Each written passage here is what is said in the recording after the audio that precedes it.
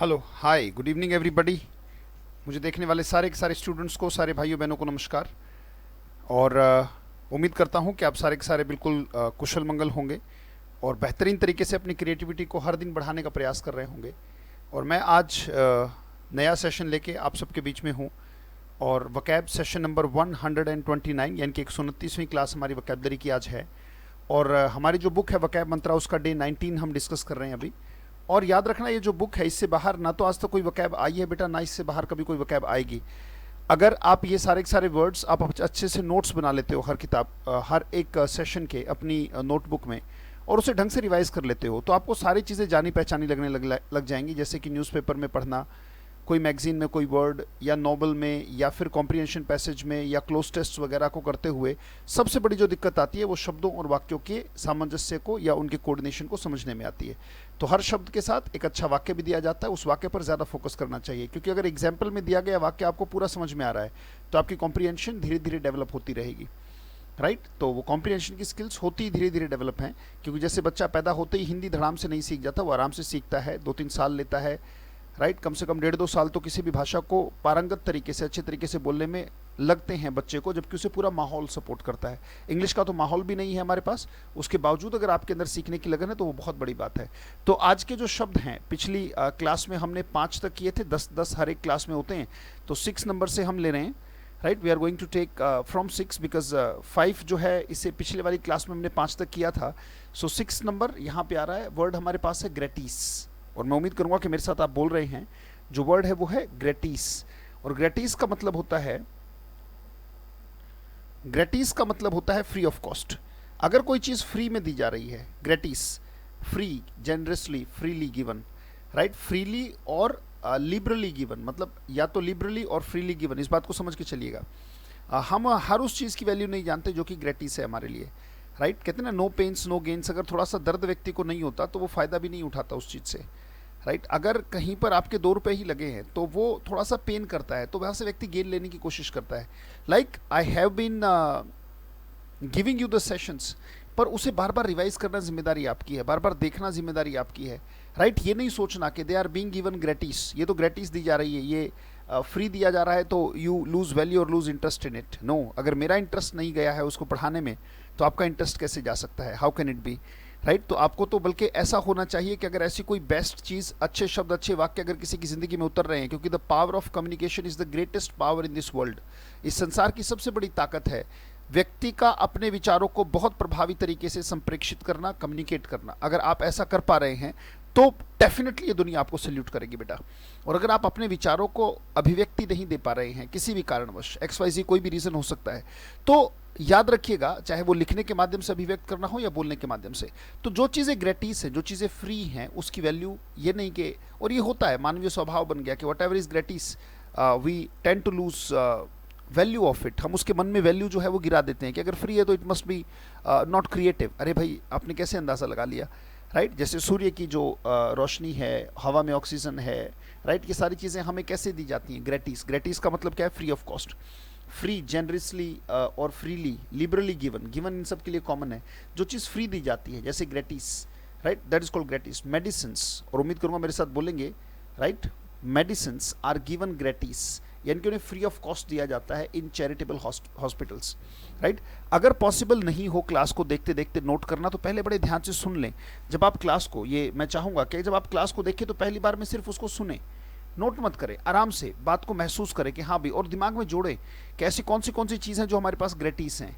Right उस चीज़ को situation बनाए, सिचुएशन में जाएं, उसे दोबारा से देख लें, क्योंकि यूट्यूब पे तो कोई व्यूज़ की लिमिट नहीं होती है कि आप इतनी बार देख सकते हैं, अनलिमिटेड है और अनलिमिटेड टाइम के लिए है। राइट तो ये तो आप बिल्कुल निश्चिंत रहे। पहली बार आराम से, जब आप क्लास को पहली बार देखते हो तो बेशक से पेपर पेन को एक तरफ रख लो और आराम से बड़े ध्यान से सुनने और बोलने का आनंद लो, पर एक एक शब्द को बोलो। फिर लिखना छोड़ दिया तो क्या किया? सुनना और बोला पहले। जैसे भाषा को पहले सुना बोला जाता है, फिर पढ़ा और लिखा जाता है। राइट तो पहले मैंने उसको सुन लिया, फिर मैंने उसको बोल दिया, बस सुनने बोलने का काम कर लिया। फिर उसी क्लास को जब दूसरी बार देखा, दोबारा से मैंने व्यू लिया उसका शुरू से, तो फिर मैंने उसके नोट्स बना लिए, रोक रोक के नोट्स बना लिए, बड़े अच्छे से नोट्स बना लिए। राइट तो पहली बार में उसको सुन लिया करो, क्योंकि पहले अच्छे श्रोता, फिर वक्ता, फिर अच्छे रीडर और फिर अच्छे राइटर बनता है। अच्छा लेखक बनने के लिए अच्छा रीडर होना जरूरी है, पर पढ़ तब पाओगे जब सुनने बोलने में कोई बात समझ में आती हो।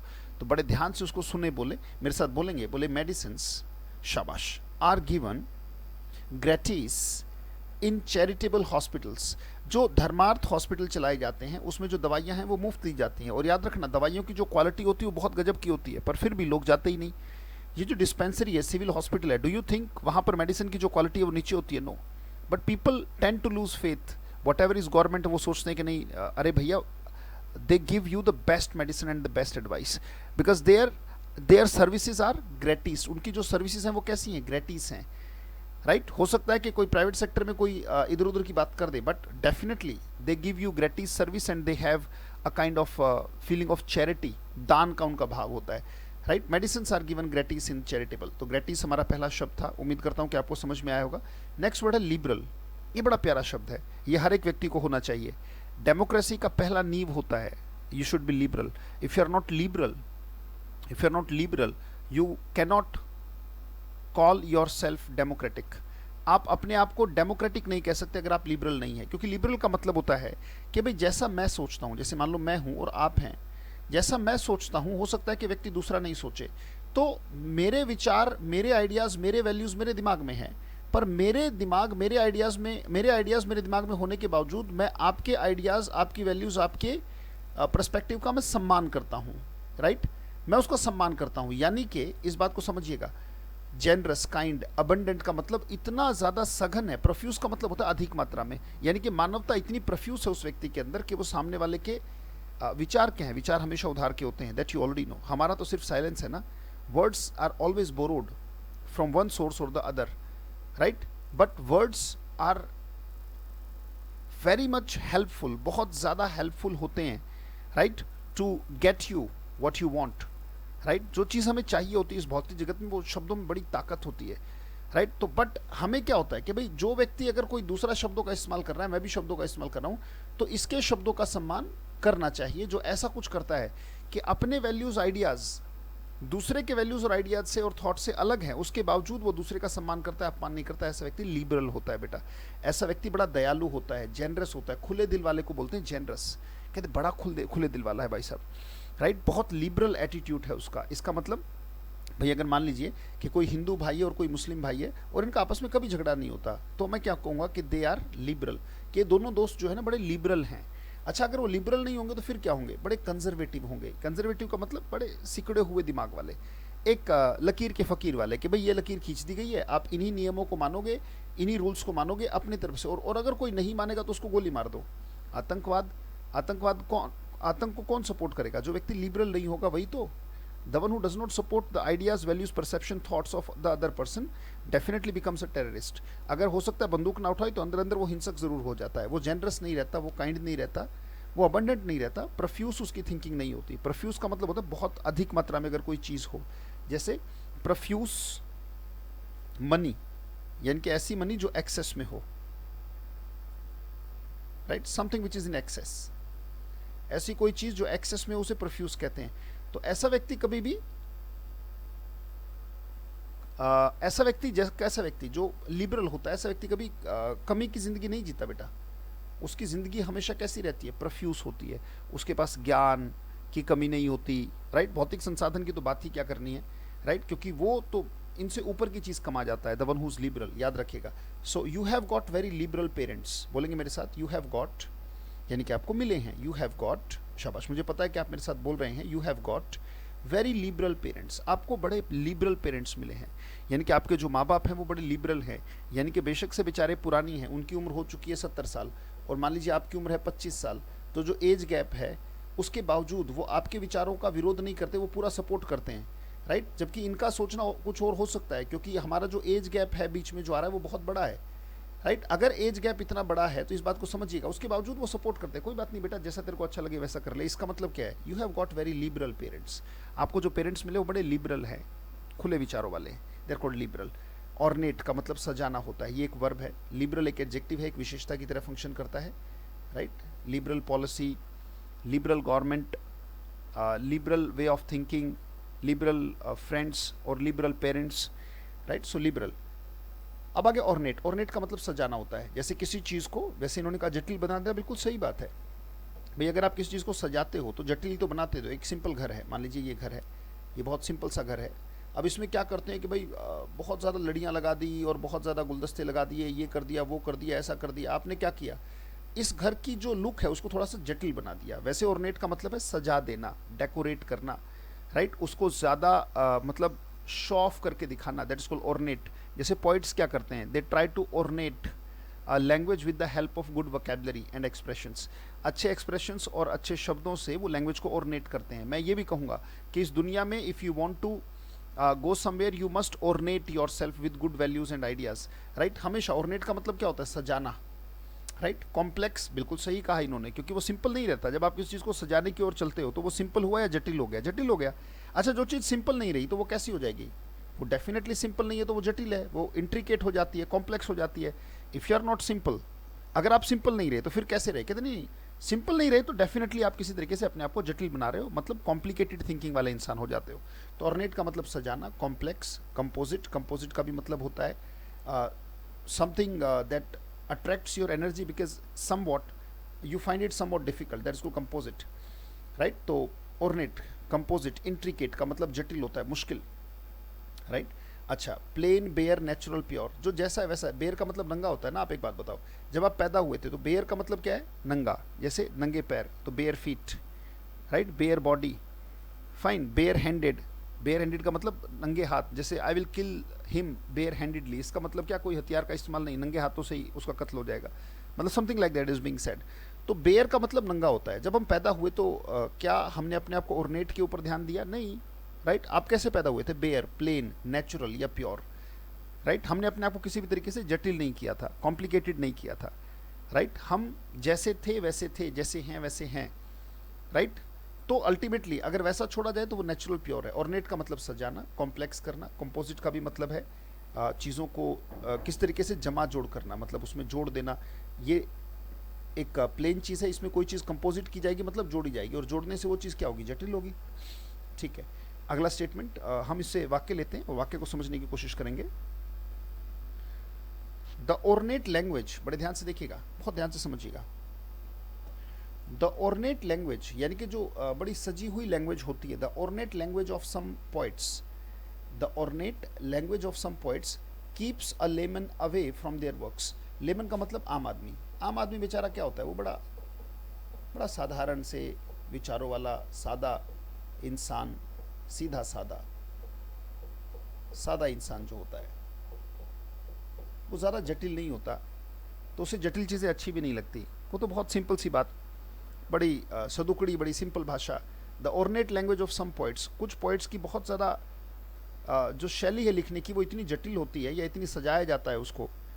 कीप्स अ लेमन अवे, एक जो साधारण इंसान है उससे वो दूर ही रहता है।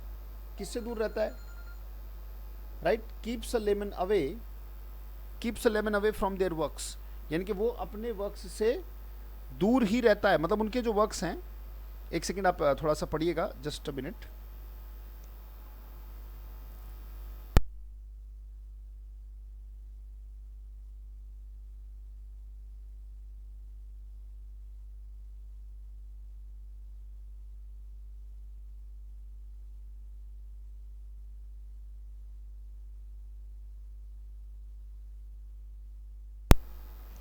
Sorry, well now let's restart.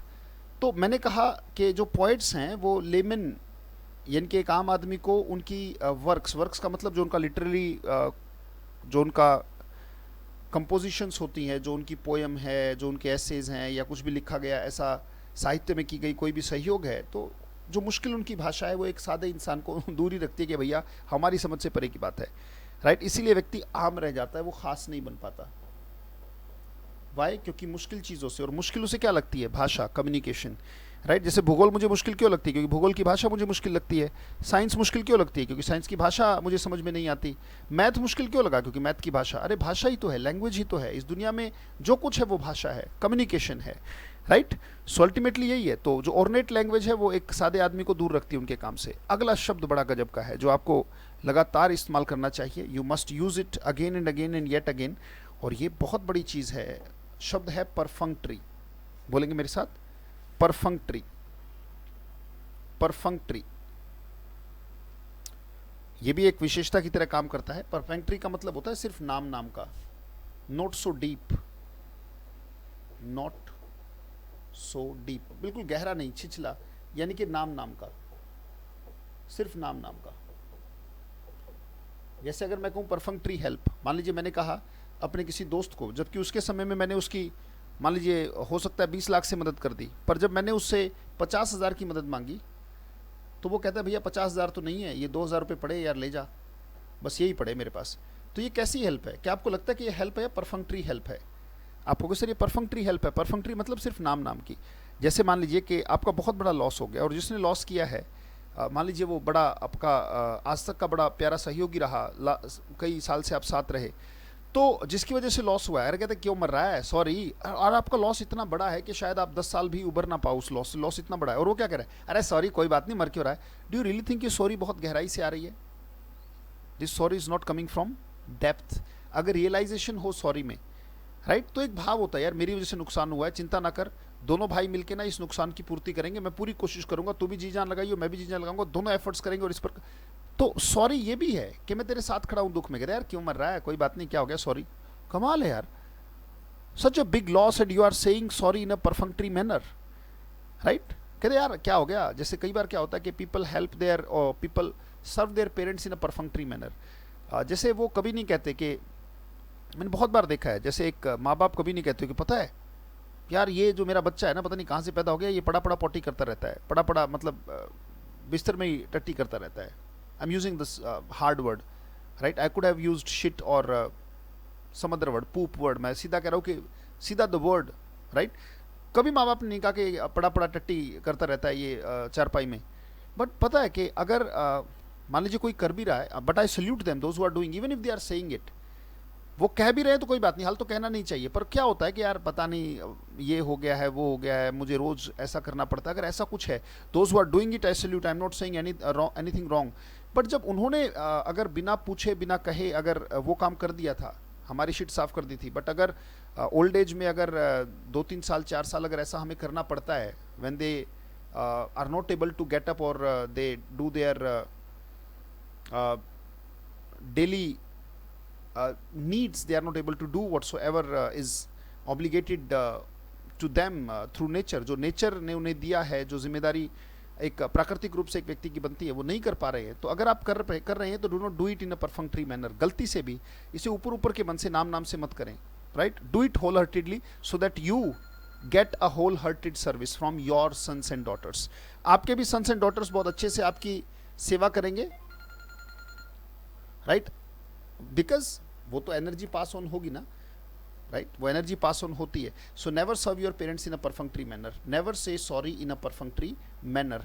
कभी भी एक नाम नाम की सॉरी मत कहें, जब कहें तो थोड़ी डेप्थ होनी चाहिए उसमें। टोकन का मतलब सिर्फ दिखावे के लिए, जैसे token strike, it is not strike, बस डरा रहे हैं। क्या डरा रहे हैं कि भाई साहब अगर आप कहोगे देखो हमने टोकन स्ट्राइक कर दिया एक दिन के लिए, इसी से समझ जाओ। सिंबॉलिक का मतलब सिर्फ दिखा रहे हैं कि भाई ये सिंबल है, ऐसा देख लो। अनथिंकिंग मतलब बगैर डेप्थ के, राइट। लाइट मतलब हल्का हुआ ना, ऊपर ऊपर के। नॉट सो डीप का मतलब लाइट हो गया ना, हल्का। अटेंटिव का मतलब गहरा, थॉटफुल का मतलब गहरा, राइट। तो बात समझ में हो गई। जैसे some people perform their duties in a perfunctory manner. जैसे बहुत बच्चे क्या करते हैं कि वो नोट्स तो बनाते हैं but they make notes in a perfunctory manner. कहाँ लिखा भूल गए, कुछ एक स्पेशल बुक बनाते हैं और लगातार नोट्स को बनाना शुरू करते हैं। सो परफेक्ट्री का मतलब होता है नाम नाम का, right. So never make notes in a perfunctory manner, never say anything in a perfunctory manner. You should be very thoughtful or attentive when you are saying something to somebody. portend का मतलब संकेत करना होता है, right. signify, herald, ये verb है अपने आप में, किसी चीज की ओर संकेत करना। portend का मतलब होता है संकेत करना या पूर्व अनुमान लगाना। संकेत करोगे तो मान लीजिए भविष्य की ओर किया जा रहा है, portend का मतलब पूर्व अनुमान लगाना भी है, तुक्का लगाना, पूर्वानुमान लगाना, राइट, पूर्वानुमान लगाना। Your present portends your future, your present portends your future. अगर भविष्य अच्छा चाहिए तो उसकी तैयारी तो वर्तमान में ही होगी।